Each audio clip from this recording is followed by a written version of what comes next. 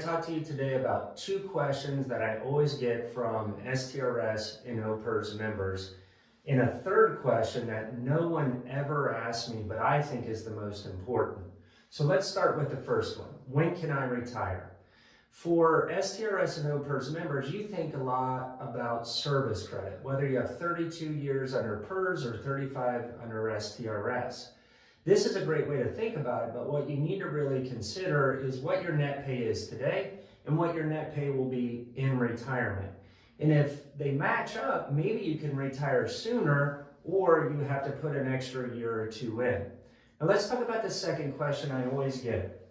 When I worked for STRS for 7 years, I was a paying member of OPERS, the PLOP became an option.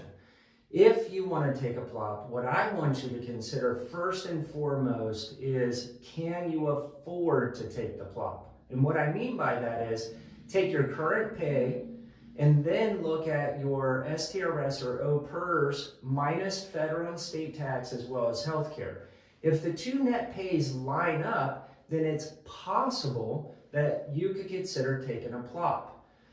Keep in mind, when you take a PLOP, you do take a reduction both in your current income as well as your future cost of living adjustment. So keep that in mind.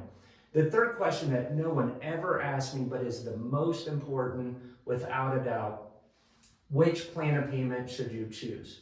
For a lot of people, they think this is pretty easy. I'm married, I should leave my spouse 100%.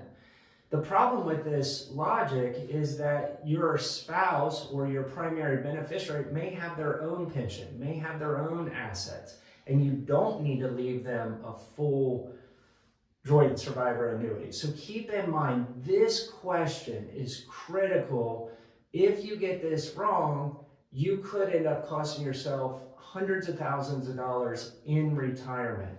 If you're unsure of the answers to your questions, you don't feel confident, let us know. We'll be happy to help you answer these questions so you feel confident as you approach retirement.